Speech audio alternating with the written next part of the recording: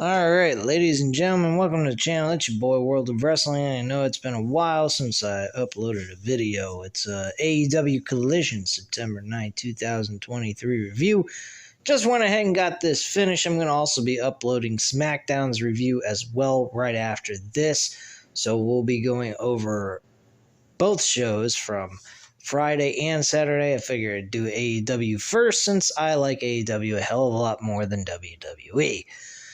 Anyway, AEW Collision. It was whatever, really. I like the two tournament matches that they had on the show, and the Bryan Danielson segment with Ricky Starks, but other than that, I did not particularly care for this show too much, as crazy as this sounds. And it doesn't change how I feel about AEW. I just feel like Collision just was not as good as I thought it would be. It didn't end up being all that great. But anyway, the first two matches were actually good. They had championship belts on the line. Jon Moxley's international championship was on the line against Action Andretti.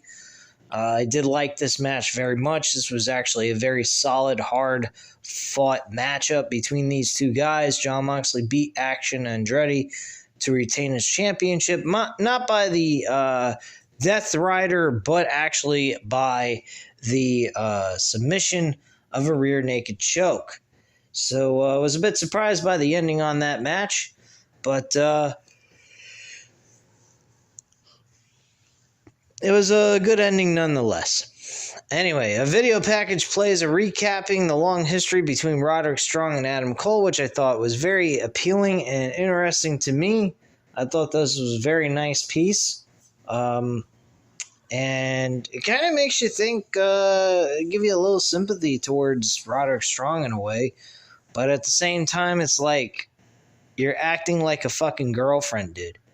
Like, somebody who broke up with you, doesn't want to be with you anymore, and you can't get over it. Like, deal with it, dumbass. Anyway, we had Kris Statlander defend her championship. Excuse me 1 second. Had her defend her championship against Robin Renegade. And she retained her title. This was actually an okay matchup in my book. Kris Statlander gets a rolling backward pin on Robin Renegade to retain her title. And the Renegade Twins attack Kris Statlander after the match was...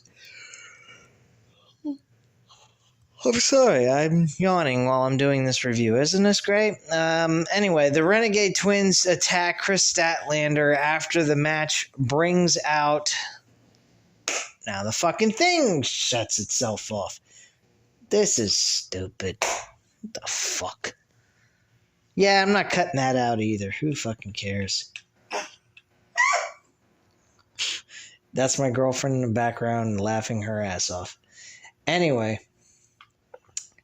The Renegade Twins attack Kris Statlander after the match, which brings out the returning Jade Cargill, who lays out both Robin and Charlotte, and the crowd chants welcome back, and then Cargill shakes Statlander's hand and then attacks her as well.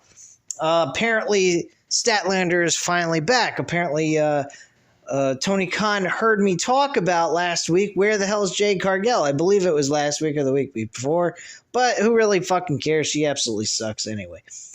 AEW Women's World Champion Saraya and Ruby Soho are backstage. Soho is still angry that Toni Storm cost her the TBS Championship, and Saraya says Storm is out of her mind and was using mayo on her face at the makeup table earlier today. Apparently, she must have been mixed up with some cum.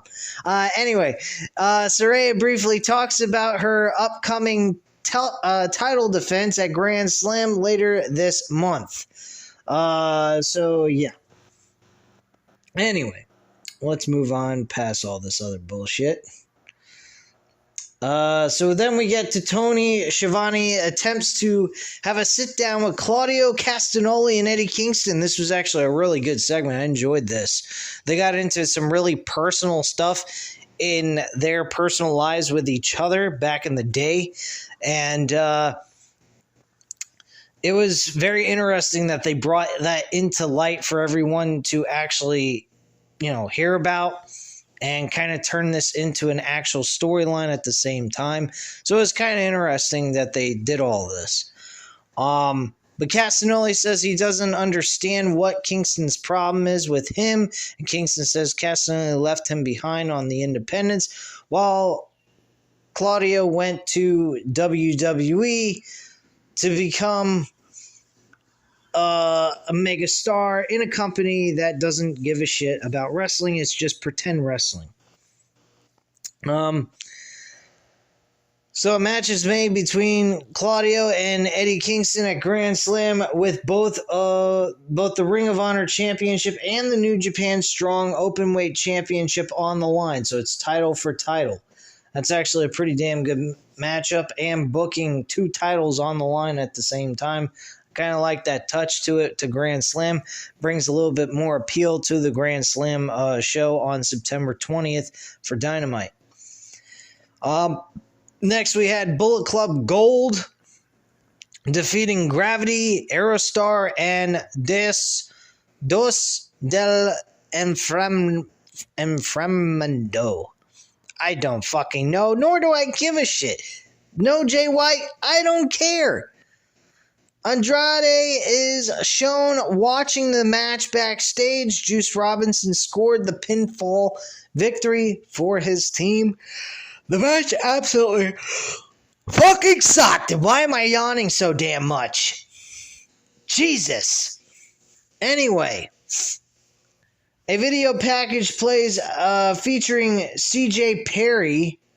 Perry says Miro left her and said he wouldn't return until he recaptured gold.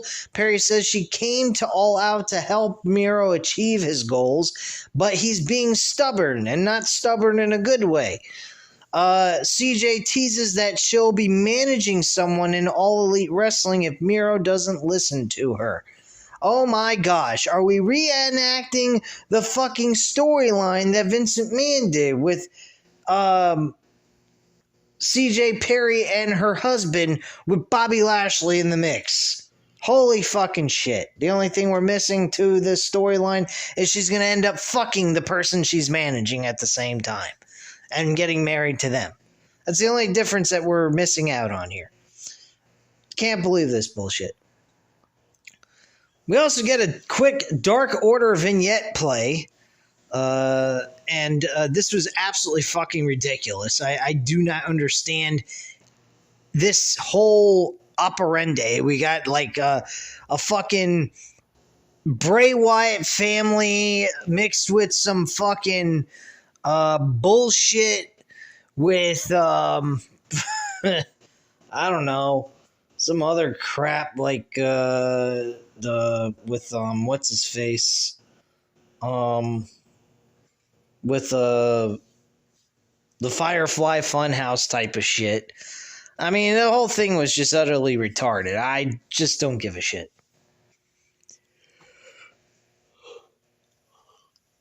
Then it was followed by the Acclaimed announcing they are continuing their world tour at Grand Slam. Okay, big deal. They're going to defend their trios tag team titles.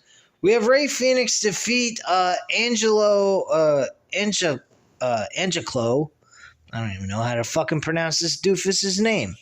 He's been with the company from day one. I don't even know how to pronounce his name. Who fucking cares? Piece of shit. Fucking match sucked. Didn't give a shit. Didn't fucking pay attention to it. Didn't care. This show was absolute fucking boring to me. I did not hardly pay attention to this damn show. AEW World Tag Team Champions FTR are backstage. Cash runs down the list of opponents they're beaten as tag champs, and Cash wants to know who the next team is up who wants to step up. And Dax says he wishes they were in the main event tonight, but they need challengers. Dax suggests they host the FTR World Tag Team Challenge starting next week. So apparently we go from having a tag team division when we first start this fucking damn promotion to now we have no tag teams, so we have to have open challenges just so that we can say we have a tag team division. Pretty fucking sad. And they're openly admitting this based on the way this promo went. They got nobody. They're not on the main event because they got no one to challenge them for the tag team titles. Big fucking deal. This is fucking ridiculous. So we have Roderick Strong come down to the ring, and then we have Darby Allin. Darby Allin's backstage getting ready to get to the ring, and Luchasaurus attacks Darby Allin backstage before he could make it to the ring, and Christian Cage says Allin will never be a champion again in AEW as long as he's there. And Allin still comes out to wrestle regardless and ends up losing the match to Roderick Strong, obviously, in a very good matchup nonetheless. Very enjoyable match. I like the way they've been building Roderick Strong in this tournament. Personally, I don't know who I would go with. Either one seems like a great opponent. I mean, Samoa Joe or Roderick Strong. Of course, Samoa Joe beat fucking Pentagon Jr. So, I mean, obviously that was like a no-brainer. But Roderick Strong and Samoa Joe is a very hard choice to make. I don't know who I would go with in that match because either one makes a lot of sense. They both are having a storyline with Samoa Joe and with MJF in some capacity. So, I mean, it is a very interesting situation. But I'm going to have to go with Samoa Joe on this one, personally. So that's where I'm going with at this point. So yeah, that's where I'm at this time, is just Samoa Joe's going to win the whole tournament to face MJF. A video backstage for Powerhouse Hobbs plays, and Hobbs says the current chapter in the Book of Hobbs remains unfinished and everyone will fall to the Book of Hobbs. Big fucking whoop-de-doo. You haven't done shit. You beat Miro in a pay-per-view that was a last-minute built-together fucking piece of crap that probably hardly anyone spent their damn money to watch for $49.99. I know I sure as hell didn't. I didn't even watch the damn pay-per-view either. So Keith Lee is backstage, and Lee confirms that he's focused on his singles career in AEW right now. Lee says certain people in AEW are avoiding him, but now that he's on AEW Collision, everyone should run. Okay, great. So they introduce people, but they don't really use them. It's really fucking sickening. Miro did not make an appearance on this show. His wife was just the mere presence of a segment on this show, and it was a vignette. It wasn't even live, so it doesn't really fucking matter to me personally. A video package plays The Righteous, which is with Vincent and two other guys I've never seen before in my life. They are on their way to All Elite Wrestling. Terrific. Good for them. I don't even know what the fuck they are meant to be outside of a trios. Tony Schiavone's in the ring and brings out Bryan Danielson. Tony Schiavone asks, what's next for the American Dragon? Danielson says that he told his daughter once she turned 7, he would start to wrap up his career, and she's 6 right now. Danielson says he keeps his promises and says his time is running out. Bryan says he's going to go ahead and make his 1 year that he's got left very memorable, and he's going to go up in a Book of Flames, or whatever way you want to look at it or say. But he wants to face Zack Sabre Jr. He's calling a shot at Wrestle Dream on October 1st. Very good matchup. Very good match to book. And definitely a Wrestling Dream match. So maybe we're just going to get a bunch of Dream matches thrown on this card. Hey, TK, can you make the pay-per-view a little bit cheaper so I can afford it instead of charging me $49.99? Make it $29.99 or $39.99. Save me a little money, It would be nice. I mean, shit, I'm fucking forking out all this damn money to watch your damn pay-per-views and to review them. I could be an asshole and go ahead and fucking watch it for free and be a rip-off cheap artist. Like some people that I don't know of or care to know. Anyway. Anyway. Yeah, after he makes the announcement for that match on October 1st, Ricky Starks and Big Bill interrupt. Call him Big Bill. I mean, I could go with Big Cass or W. Morrissey. Those were good names. Big Bill? Like, what is this? Some fucking hillbilly truck driver or something? Like, what the fuck? I mean, what are we gonna call him? Diesel? Give me a fucking break. Stark says he was tired of sitting and catering. Get used to it, because usually any of the lower-end mid-card stars don't seem to have a consistency on these shows, even if they have it split up. CM Punk's gone, so don't worry about it. Everybody else from Dynamite's going to shuffle on over to Collision, so your airtime's going to be short and sweet. Anyway, Stark says he thinks he's got everyone's attention after Sunday. Ricky says he's the man now, and he's going to do things that Danielson could never do in his entire career.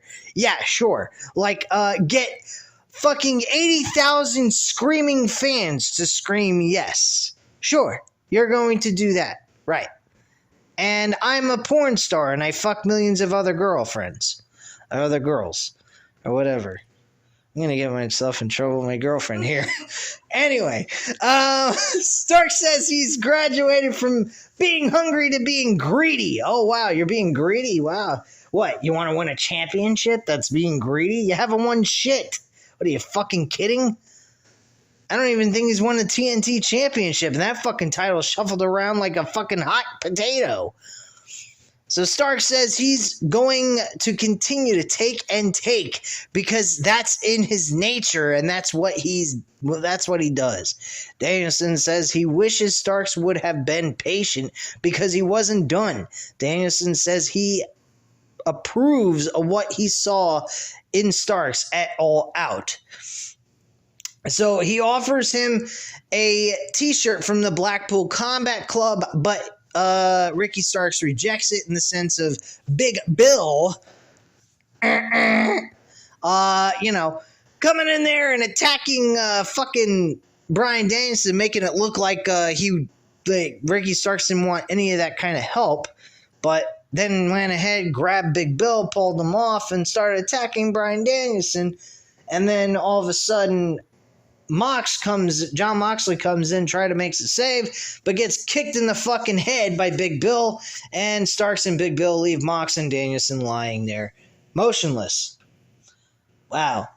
Good stuff. Anyway. So Tony Schiavone announces that John Moxley will defend the AEW International Championship against Big Bill this Wednesday on AEW Dynamite. The Ring of Honor World Television Champion Samoa Joe defeats Penta El Zero, or as I call him, Pentagon Jr., which is his original wrestling name when he was in the Indies before he came to AEW. Before they decided to change his name 50 million different ways to Sunday. But yeah, Samoa Joe locks in the Kokia clutch on Penta and wins the match via submission. And that's how the show goes off the air, with him celebrating with a huge victory. Samoa Joe looks really good. I like Samoa Joe facing MJF for September 20th, next Wednesday. I do like that idea. I think that is a smart idea. It definitely plays into what they were building off of from All Out, based from what I saw, and what they talked about on Dynamite as well. So personally, I think it would be a great idea for this match to actually take place between these two. Roderick Strong, also another good person to go to, like I said before, on account of the fact that he has a lot to do with Adam Cole and the storyline that they're projecting about their friendship that they once had that was really tight and no longer is on account of MJF and Adam Cole being close is kind of interesting as well. So it's very close to call. I don't know who I think they're going to go with, but I think I'm going to lean towards Samoa Joe, though. Just my own personal feelings on that. I think they're going to go what makes more sense for right now. I think Roderick Strong is not really a world title contender at this point in time. Take Samoa Joe out of this tournament, I would have been totally okay with Roderick Strong actually winning this tournament. But with Samoa Joe in it and the backstory between Samoa Joe and MJF from NXT back in the day and the little shuffle they did at All Out, I think this is a very good idea to just book for a short-term little title defense for MJF. And I think we'll get a good match out of it at the same time. So that's all I have to say at this time. You know what to do. Hit the like button if you like this video. Hit the subscribe button if you're not already subscribed to the channel. And, of course, leave a comment down below. I'll definitely get back to you on that. And I thank you very much for watching. Have a great night, guys. Bye.